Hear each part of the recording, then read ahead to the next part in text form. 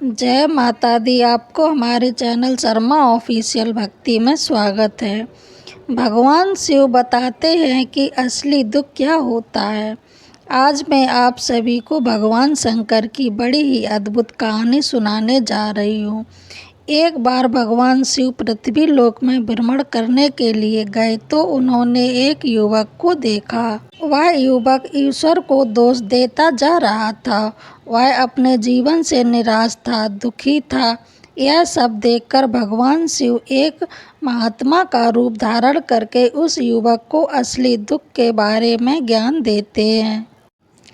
सुख और दुख एक ही सिक्के के दो पहलू हैं। सुख और दुख हमारे जीवन में लगातार आते ही रहते हैं और हमें लगता है कि हमारे जीवन में हजारों दुख हैं, हजारों समस्याएं हैं। लेकिन अगर आप वास्तविक तौर पर देखें और अगर आप इस बात को अच्छी तरह से समझें तो आप यह समझ पाएंगे हमारे जीवन में केवल एक ही दुख होता है। और वह कौन सा दुख है और उस दुख का निवारण क्या है, उस दुख का समाधान क्या है, हम यही जानने की कोशिश करेंगे इस कहानी के माध्यम से।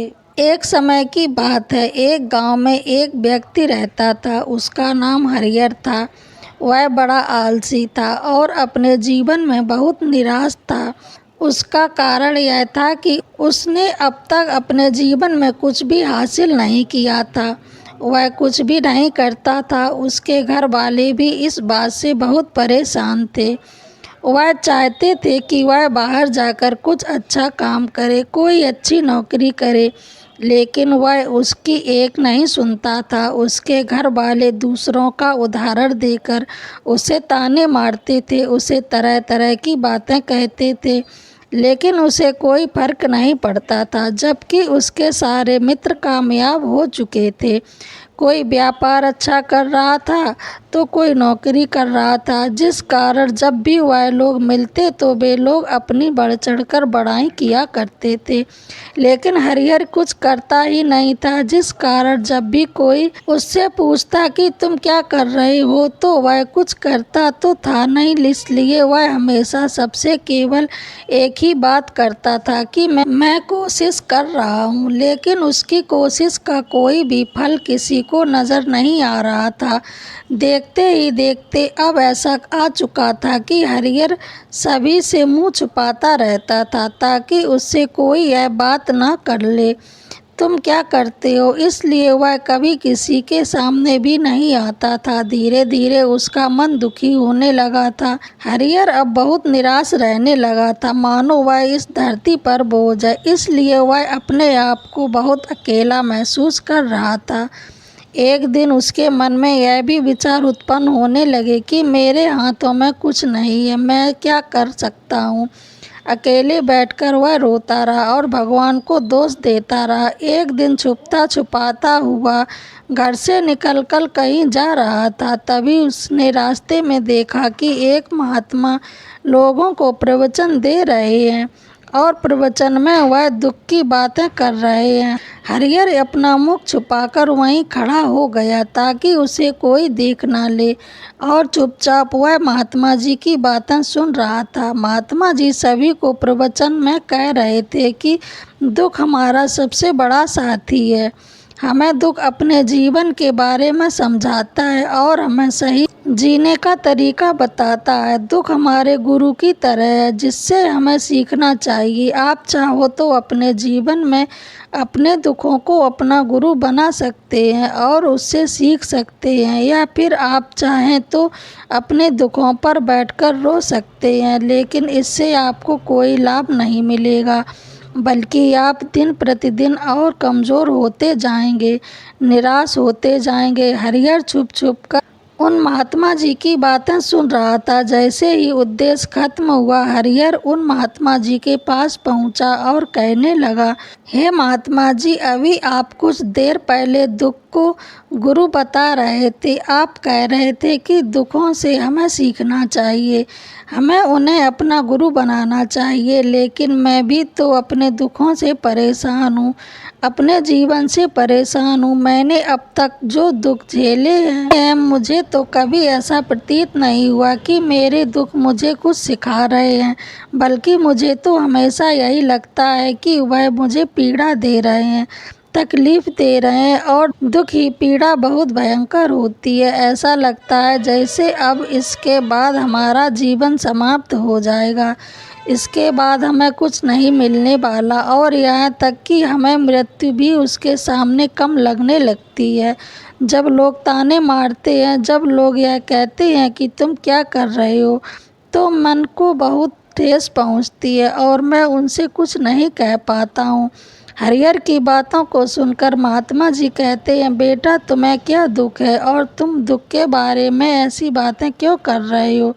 हरिहर ने अपने ऊपर बीती हुई सारी बातें उस महात्मा जी को बता दी और कहने लगे, हे महात्मा, क्या आपके पास मेरे दुख का कोई समाधान है। हरिहर की बातें सुनकर महात्मा जी मुस्कुराए और कहने लगे, बेटा, जब तुम्हारे जीवन में असली दुख आए तो तुम मेरे पास आना, मैं तुम्हारे दुख का समाधान अवश्य बताऊंगा। उन महात्मा जी की बातें सुनकर हरिहर अचरज में पड़ गया। क्या उसने अब तक जो दुख झेले वह असली दुख नहीं है? उसने जो अब तक पीड़ा झेली, लोगों के ताने सहे और जो तकलीफ़ें उठाई, क्या वह असली दुख नहीं है? आगे वह मन ही मन अपने आप से कहता है कि जब मुझे मेरे अपने में नहीं समझ पाए तो यह महात्मा जी मुझे क्या समझाएंगे। इतना सोचकर हरिहर वहाँ से अपने घर की ओर चला गया। अब हरिहर लोगों के ताने सुनकर बहुत थक चुका था। वह बहुत निराश हो चुका था, जिस कारण उसने निर्णय कर लिया कि वह अब कुछ करके दिखाएगा। उसने अपने पिता से थोड़ा सा रुपया लिया और उस रुपये से उसने एक व्यापार शुरू किया। उसके पिता बहुत खुश थे कि कम से कम मेरा बेटा कुछ करने का प्रयास तो कर रहा है, लेकिन उसे व्यापार में कोई सफलता नहीं मिल रही थी, जिस कारण वह बहुत ही निराश हो चुका था। अब वह बहुत निराश हो चुका था। हरिहर को यह समझ नहीं आ रहा था कि वह क्या करे, किस तरह से अपने व्यापार को आगे बढ़ाए। तभी उसके पिता ने उससे कहा, बेटा, कोई बात नहीं, इसी तरह से प्रयास करते रहो, आज नहीं तो कल सफलता अवश्य मिलेगी। हरिहर ने अपने पिता की बात मानी। हरिहर अब अपने व्यापार में और भी कड़ी मेहनत करने लगा। धीरे धीरे उसे सफलता मिलने लगी और फिर उसने रफ्तार पकड़ ली। देखते ही देखते केवल 2 साल के अंदर वह एक बहुत बड़ा व्यापारी बन गया। अब उसके पास धन दौलत की कोई कमी नहीं थी। जो लोग हरिहर को पहले ना पसंद किया करते थे, वही लोग अब उसे पसंद करने लगे थे, उसकी चिंता करते थे, उसके कार्यों की सराहना करते थे।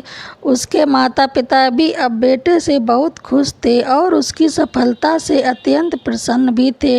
धीरे धीरे हरिहर के मित्रों की संख्या लगातार बढ़ती जा रही थी। हरिहर के कुछ मित्रों ने उसे यह सलाह भी दी कि उसे अपने व्यापार और तेजी से बढ़ाना चाहिए, उसे अपने व्यापार को और फैलाना चाहिए। तुम आज केवल इस नगर में सबसे बड़े व्यापारी हो, तब तुम इतना खुश हो, तुम्हारे साथ बहुत सारे लोग हैं। वहीं पर तुम सोचो कि जब तुम इस राज्य के सबसे बड़े व्यापारी बन जाओगे, तब तुम्हारे यहाँ पर लोगों की भीड़ लग जाएगी, लोग तुमसे मिलने के लिए समय निकालेंगे, यहाँ तक कि इस राज्य का राजा भी तुमसे मिलना चाहेगा, तुम्हारी तारीफ करेगा, और यदि कभी ऐसी ज़रूरत आ पड़ी तो वह तुमसे धन भी उधार लेने के लिए अवश्य आएंगे।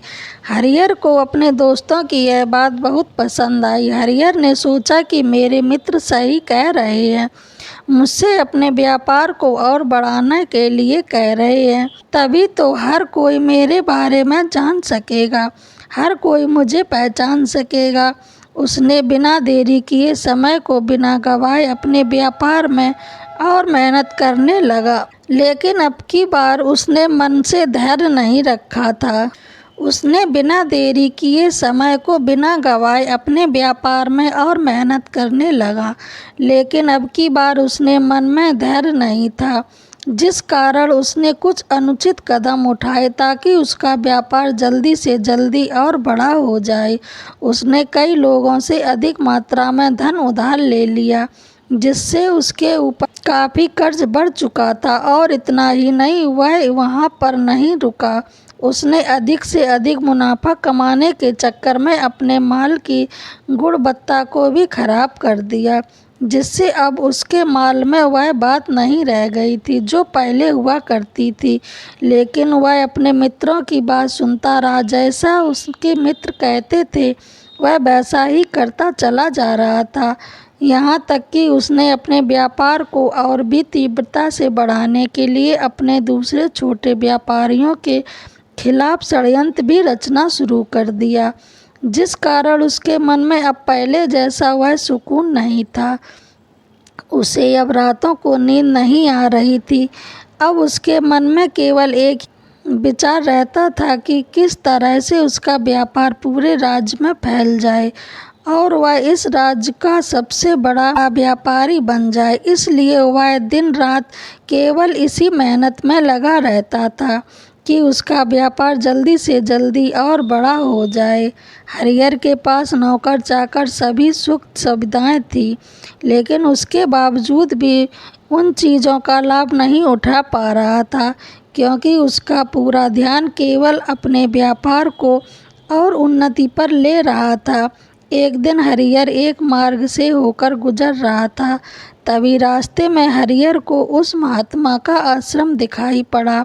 यह देखकर वह उस महात्मा जी के पास गए और उससे कहने लगे, हे महात्मा जी, आपने कहा था कि जब मेरे जीवन में कोई असली दुख आए तब मैं आपके पास आऊं।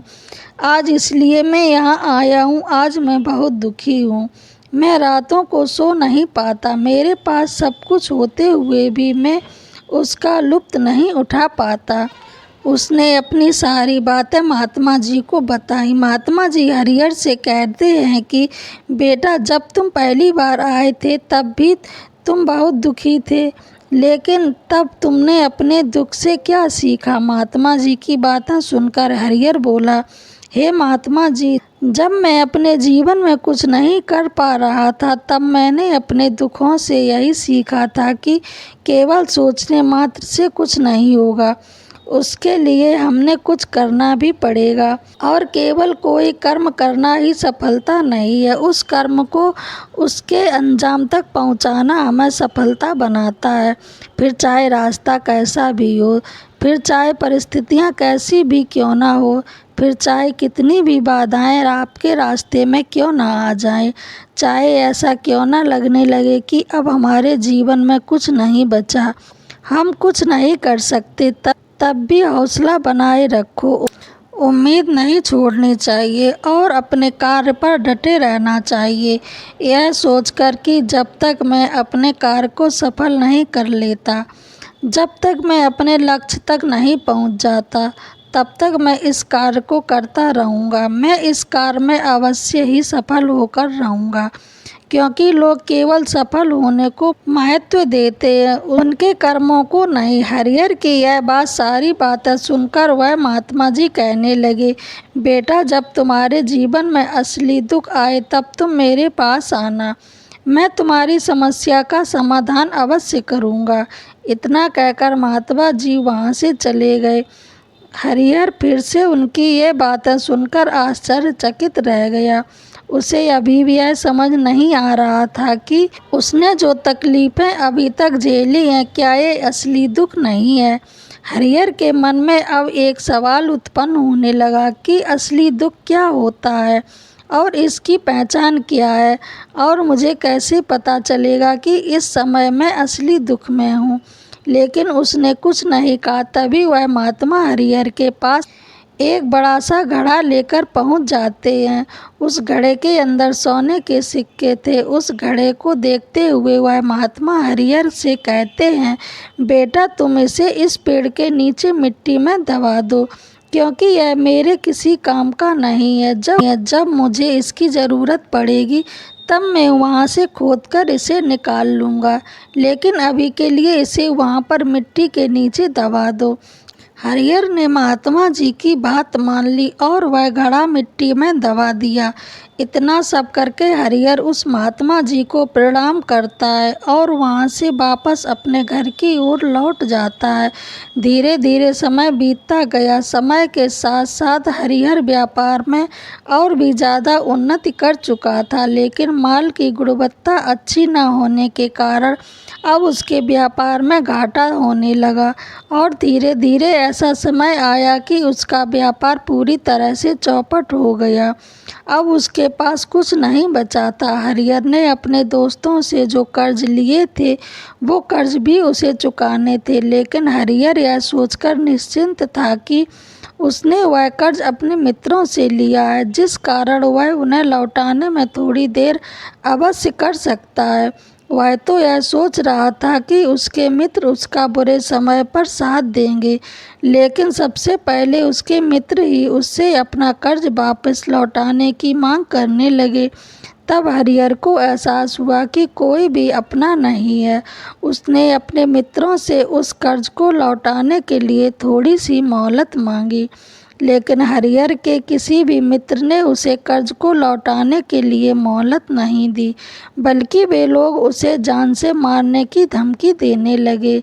अपने मित्रों के मुंह से यह सब सुनकर हरिहर बहुत ही आश्चर्यचकित रह गया। वह जो कुछ सोच रहा था उसके साथ सब कुछ उल्टा हो रहा था। व्यापार के चलते उसके बहुत मित्र और शुभचिंतक बने थे, पर वह सब उससे दूर जाने लगे थे। हर कोई उससे पीछा छुड़ाना चाहता था, कोई भी उसका साथ नहीं देना चाहता था।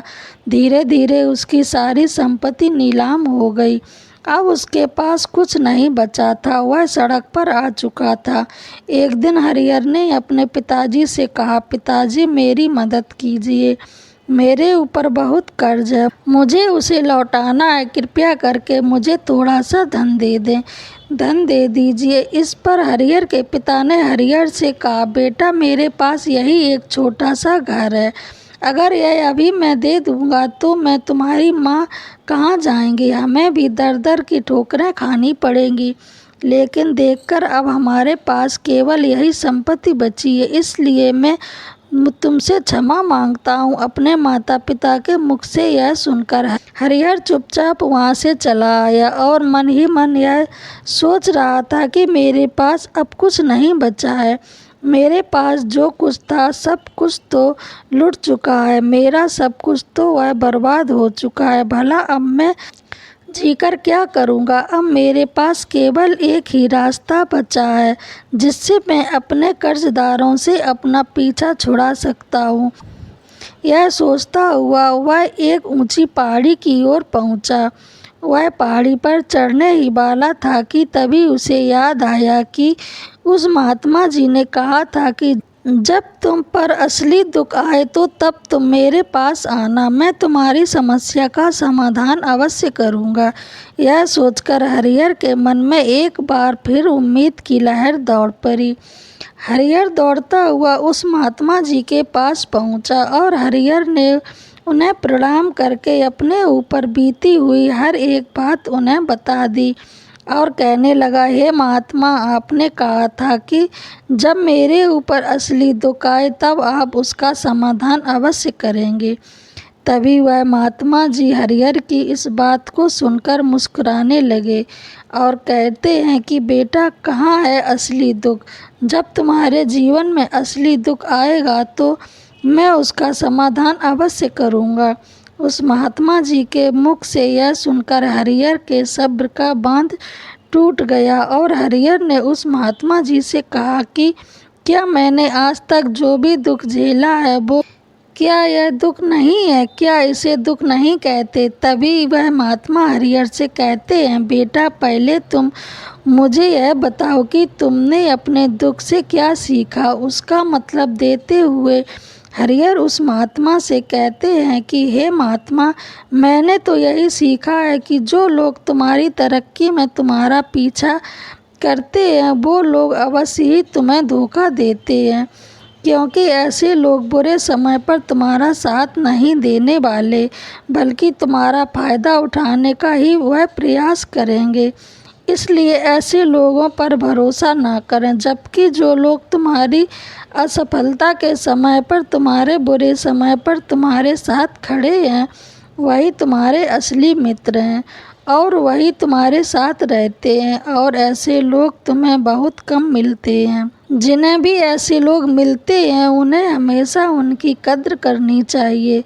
जब तुम कोई कार्य कर रहे हो तो उसे पूरी ईमानदारी से करो, धैर्य रखो, लालच ना करो, क्योंकि ऐसा करने से तुम्हारे साथ ही बुरा होगा और तुम्हें हमेशा नुकसान में रहोगे।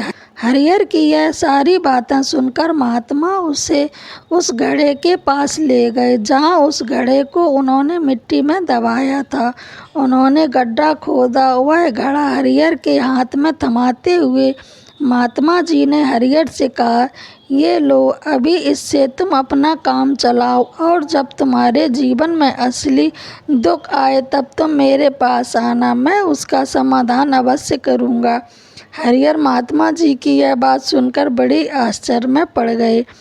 उसे यह समझ नहीं आ रहा था कि आखिर यह असली दुख क्या है, लेकिन उसने अपने हाथों में पकड़े उस घड़े को देखा जिसके अंदर सोने के सिक्के थे। यह देखकर उसे मन ही मन यह लगा कि चलो, अब तो थोड़ी सी राहत अवश्य हो जाएगी, मैं अपने मित्रों का वह कर्जा लौटा सकूंगा, एक नया व्यापार भी फिर से आरंभ कर सकूंगा। यही सोचते हुए हरिहर ने उस साधु महात्मा को प्रणाम किया और वहाँ से चल पड़ा। हरिहर ने उस सोने के सिक्कों से सभी का कर्ज लौटा दिया और अपने लिए एक बार फिर से नया व्यापार शुरू किया। व्यापार छोटा था लेकिन अब की बार हरिहर बहुत खुश था। उसने अपने व्यापार पर काम किया और देखते ही देखते एक बार फिर से वह एक बड़ा व्यापारी बन गया। लेकिन अब की बार वह बहुत खुश था क्योंकि उस बार उसने कोई लालच नहीं किया था, ना ही किसी के लिए षड्यंत्र रचा, बल्कि उसने पूरी ईमानदारी और मेहनत के साथ अपने व्यापार पर काम किया। लेकिन जैसे जैसे आप धनी होते जाते हैं वैसे वैसे आप अमीर बनते जाते हैं, आपके मन में एक डर और उत्पन्न होने लगता है और वह डर अपनी दौलत को ना खो देने का, जिस कारण आप लोग दान पुण्य करना शुरू कर देते हैं, लोगों की मदद करते हैं ताकि आपके जीवन में कभी कोई दुख ना आए। लेकिन यह जीवन सुख और दुख का संगम है, जिसके कारण हर किसी को दुख और सुख दोनों गुजरना पड़ता है। इसी वजह से एक बार फिर से हरिहर के जीवन में एक और दुख का आगमन हुआ। अब की बार उसके माता और पिता दोनों ही मृत्यु हो गई। हरिहर अपने माता पिता से बहुत प्रेम करता था, इसलिए उसके मन को बहुत गहरा आघात पहुंचा। जब आखिरी बार वह उन्हें देख रहा था तो उसके मन में हजारों सवाल उत्पन्न होने लगे। उसने सोचा कि जिस संपत्ति के लिए वह हमेशा लड़ते झगड़ते थे, आज उसकी देखभाल के लिए कोई नहीं था। उसके माता पिता ने जो भी मेहनत की, जो भी अपने जीवन में इकट्ठा किया, सब यही रह गया। लेकिन अब सब खत्म हो चुका था। हरिहर का अब मन बहुत बेचैन हो रहा था। उसके मन में हजारों सवाल उत्पन्न हो रहे थे और वह अपने आप को बहुत अकेला महसूस कर रहा था। उसे बहुत खाली समय महसूस हो रहा था। उसने इधर उधर देखा लेकिन उसे कुछ समझ नहीं आया। तभी उसे उस महात्मा की याद आई। वह तुरंत ही भागा भागा उस महात्मा के पास पहुंचा। उसे देखते ही उस महात्मा ने हरिहर से पूछा, क्या बात है बेटा, कोई फिर से दुख आ पड़ा है क्या? तभी हरिहर ने कहा, नहीं गुरुदेव, अब तो सब ठीक है, लेकिन आज मेरे माता पिता की मृत्यु हो गई और मैं बहुत अकेला महसूस कर रहा हूँ, मैं बहुत दुखी महसूस कर रहा हूँ। महात्मा जी हरिहर से कहते हैं, बेटा, इसमें दुखी होने वाली क्या बात है? यह तो जीवन है, यहाँ पर कोई भी रहने नहीं आया है और ना ही कोई रहेगा। हम सब एक ना एक दिन मृत्यु को प्राप्त ही होंगे और मृत्यु कब आएगी यह किसी को नहीं पता। हो सकता है कि तुम्हारी मृत्यु कल ही हो जाए। मैं तो अभी जवान हूँ और मुझे तो अभी अपनी पूरी उम्र जीना है। मैं तो कुछ करना चाहता हूँ और आप कह रहे हैं कि मैं कभी भी मृत्यु को प्राप्त हो सकता हूँ। मृत्यु कभी किसी की उम्र देखकर नहीं आती और ना ही किसी को बताकर आती है। सारी बातें सुनकर हरिहर और भी चुप ज़्यादा बेचैन हो गया और वह चुपचाप वहाँ से चला आया। उसके मन में वह खालीपन अभी वैसे ही था। हरिहर अपने आप को बहुत अकेला महसूस कर रहा था। उसके बाद उसे उसका मन उसके व्यापार में भी नहीं लग रहा था। जब भी वह कोई कार्य करने लगता तो उसके मन में बहुत सारे प्रश्न उठने लगते कि वह क्या कर रहा है, क्यों कर रहा है और उसने इस कार्य को क्यों किया। उसके मन में अब एक और प्रश्न उत्पन्न होने लगा था कि वह हम यहाँ पर केवल इसलिए आते हैं कि वह जीवन को भोगते और एक दिन मृत्यु को प्राप्त हो जाएंगे। जीवन का असली मतलब क्या है, उसने कई विद्वानों से पूछा। अपनी तरफ से जो मुमकिन हो सकता था खोजबीन की, लेकिन उसे कोई संतोष जवाब नहीं मिल पा रहा था। और जब उसे कोई जवाब नहीं मिला तो उसका दुख और भी बढ़ गया, जिस कारण उसके मन में बेचैनी और भी बढ़ गई थी। लेकिन उसे कोई संतोषपूर्वक जवाब नहीं मिल पा रहा था और जब उसे कोई जवाब नहीं मिला तो उसका दुख और भी बढ़ गया, जिस कारण उसके मन की बेचैनी और भी बढ़ चुकी थी और उसे यह समझ नहीं आ रहा था कि वह क्या करे, कहाँ जाए, किससे पूछे। तभी उसे फिर से उस महात्मा जी की याद आई। हरिहर फिर से उस महात्मा जी के पास पहुंचा और उसने अपने मन की सारी बातें उन महात्मा जी को बताई। महात्मा जी हरिहर से कहते हैं, बेटा आज पहली बार तुम्हारे जीवन में असली दुख उत्पन्न हुआ है, जिसे हम दुख कहते हैं, जो दुख कहलाने लायक है कि हमें पता ही नहीं कि हम क्या कर रहे हैं, कहाँ जा रहे हैं, क्यों जा रहे हैं, वह कौन है, क्या है, क्यों है, हम क्या करना चाहते हैं। तभी हरिहर उस महात्मा से कहता है, हे महात्मा जी आप मेरे इस दुख का निवारण कीजिए। महात्मा जी हरिहर से कहते हैं, हम सब के अंदर क्रोध, लालच, लोभ जैसी कई वासनाएं हमारे अंदर घर करके बैठी हैं, जिस कारण हम अपने जीवन को टुकड़ों में जीते हैं और हमारी चेतना कभी एक नहीं हो पाती। हम कभी एक जगह सोच नहीं पाते, समझ नहीं पाते और हमारी ऊर्जा शक्ति भी पूरी तरह छिन्न भिन्न हो जाती है। और आजकल इस दौर में हमारे पास तो इतना भी समय नहीं है कि हम एक पल निकाल करके इस पल के लिए मुड़कर अपने आप को देख सके, अपने आप को समझ सके कि वास्तविक में हर कोई यहाँ अपने जीवन भर केवल दुख दुख कह कर चिल्लाता रहता है। उसका समाधान निकालने का हर मुमकिन प्रयास करता है, लेकिन जिसे हम दुख समझते हैं वह तो दुख है ही नहीं, तो इसका समाधान आपको कहाँ से मिलेगा। यह तो परिस्थितियाँ हैं जिसके कारण हम अपने आप को दुखी समझते हैं, अपने आप को तकलीफ में समझते हैं। जैसे ही हम एक परिस्थिति से और हम दूसरी परिस्थिति से फंसकर और हम किसी दूसरी परिस्थिति में फंसकर रह जाते हैं। जिस प्रकार हम पहली समस्या का सामना करते हैं उसी प्रकार हम दूसरी समस्या का भी सामना करते रहते हैं। और जब हम इस परिस्थितियों से हार मान लेते हैं, जब हमें लगता है कि अब हमारे सामने कोई रास्ता नहीं बचा, तब हमारे सामने हमें केवल एक ही रास्ता नज़र आता है और वह है मृत्यु। लेकिन यह कोई समाधान नहीं है, यह कोई रास्ता नहीं है।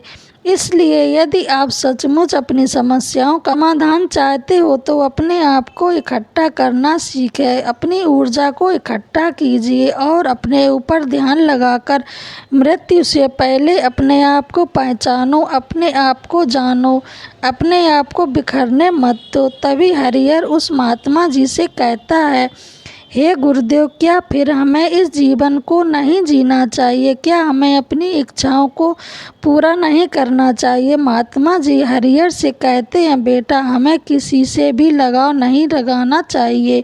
हमें अपनी इच्छाओं को मार देना चाहिए। हमें ज़्यादा संपत्ति इकट्ठा नहीं करना चाहिए, क्योंकि हम मनुष्य की इच्छाएं कामनाएं ऐसी होती हैं जैसे मानो कि एक पर्वत से गिरता हुआ झरना, जिस पर किसी का नियंत्रण नहीं है। तब तुम इन पर नियंत्रण पा सकते हो, तब इच्छाएं भी तुम्हारे बस में होती हैं, और यही तुम चाहो तो इन इच्छाओं की पूर्ति अवश्य कर सकते हो। महात्मा जी की यह सभी बातें सुनकर हरिहर ने महात्मा जी से कहा, हे गुरुदेव, आपका बहुत बहुत धन्यवाद। आपने मेरी सबसे बड़ी समस्या का समाधान आज कर दिया है। मैं आज से अपने आप को एकाग्रित करूँगा। गुरुदेव, मानव शरीर में बहुत ऊर्जा है, बहुत शक्ति है, पर वह बेकार के कामों में लग जाती है, जिस कारण हमारा जीवन भी बेकार की चीज़ों में लगा रहता है। लेकिन हम कभी भी इस पर अपना ध्यान नहीं देते, हम कभी भी अपनी ऊर्जा को केंद्रित नहीं करते।